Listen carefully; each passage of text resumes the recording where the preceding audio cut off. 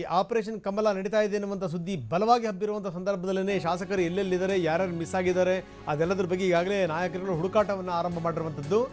ರಾಷ್ಟ್ರೀಯ ಪಕ್ಷವಾಗಿ ಬಿಜೆಪಿ ಮಾಡ್ತಿರುವಂಥ ಅಸಹ್ಯದ ಕೆಲಸ ಅಂತ ದೇವೇಗೌಡರು ಹೇಳಿರುವಂಥದ್ದು. ತಮ್ಮ ಶಾಸಕರನ್ನ ಕೂಡಿ ಹಾಕಿಕೊಳ್ಳೋದು ನಿಜಕ್ಕೂ ಅಸಹ್ಯ ತರಿಸುತ್ತೆ ಅಂತ ದೇವೇಗೌಡರು ಹೇಳಿಕೆಯನ್ನು ಕೊಟ್ಟಿದ್ದಾರೆ. ಬೆಂಗಳೂರಿನಲ್ಲಿ JDS ವರಿಷ್ಠ HD ದೇವೇಗೌಡ ಈ ಮಾತನ್ನು ಹೇಳಿರುವಂಥದ್ದು. ಬಿಜೆಪಿಯ ಕೆಲಸ ಅನ್ನುವಂಥದ್ದು ನನಗೆ ಅಸಹ್ಯವನ್ನು ಉಂಟು ಮಾಡ್ತಾ ಇದೆ ಅನ್ನುವಂಥ ಮಾತನ್ನು ಹೇಳಿದ್ದಾರೆ. ಪದ್ಮನಾಭನಗರದ ನಿವಾಸದಲ್ಲಿ ದೇವೇಗೌಡ ಬಿಜೆಪಿಯ ವಿರುದ್ಧ ವಾಗ್ದಾಳಿಯನ್ನು ಮಾಡಿದರು.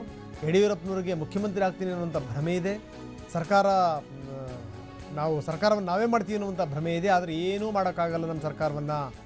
KC ವೇಣುಗೋಪಾಲ್ ಅವರು ಬೆಂಗಳೂರಿಗೆ ಬಂದಿರಬಹುದು, ನಮ್ಮದು ಕೂಡ ಕಾರ್ಯತಂತ್ರ ನಡೀತಾ ಇದೆ, ಮಾಧ್ಯಮಗಳಲ್ಲಿ ಸುದ್ದಿನಷ್ಟೇ ನೋಡಿದ್ದೀನಿ ನಾನು, ಆದರೆ BJP ರಾಷ್ಟ್ರೀಯ ಪಕ್ಷವಾಗಿ ಮಾಡ್ತಿರುವಂಥದ್ದು ಇದೆಯಲ್ಲ ಸರಿಯಲ್ಲ ಅನ್ನುವಂಥ ಮಾತನ್ನು ಗೌಡರು ಹೇಳಿದ್ದಾರೆ.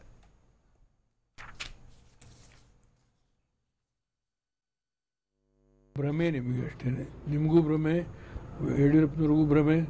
ನಾನೇನು ಭ್ರಮಾಲೋಕ್ತಲಿಲ್ಲ, ದೈವಚಿತ್ತದಿಂದ ಬಂದಿದೆ. ಅವನು ಎಲ್ಲಿವರೆಗೆ ಕರುಣೆಯಿಂದ ಇಟ್ಕೊಳ್ತಾನೆ.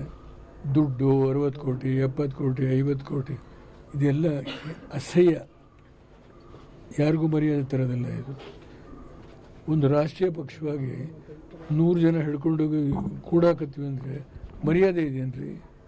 ನಡೀರಿ ಕಾಂಗ್ರೆಸ್ ನಡೀರಿ, ಮರ್ಯಾದೆ. ಯಾರೋ 2 ಜನ ಹಿಡ್ಕೊಂಡೋಗಿ 3 ಜನನ ಒಂದು ರಾಷ್ಟ್ರೀಯ ಪಕ್ಷ ಈ ದೇಶಕ್ಕೆ ದೊಡ್ಡ ಮೌಲ್ಯವನ್ನು ಬೆಳಗಿಂದ ಸಾಯಂಕಾಲವರೆಗೂ ಸಾರುವಂಥ ಮೋದಿ, ನಾನು ಶಾ ಬಗ್ಗೆ ಮಾತಾಡೋದಿಲ್ಲ. What is this?